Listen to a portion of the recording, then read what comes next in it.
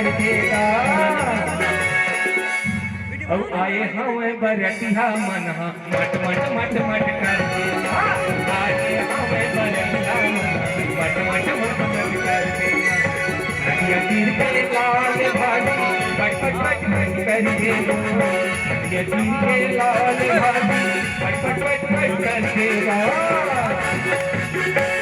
और यहाँ के सुवासिन मना मट मट मट मट कर देना। यहाँ के सुवासिन मना मट मट मट कर देना। तोला पागा धरेला तोला पागा धरेला नहीं आवे। दाबा गोहेला तोला दाबा गोहेला नहीं आवे। धीरे धीरे अब कभी धीरे धीरे धीरे धीरे अब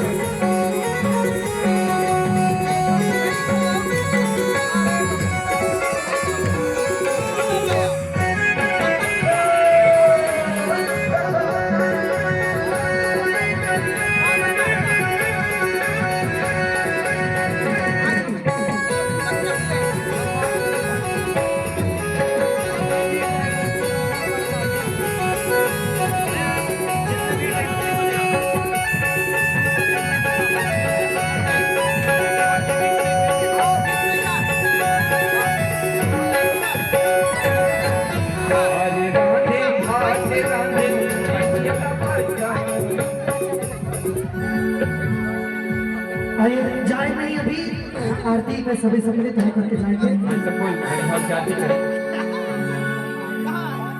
आइए आचार्य जी आरती में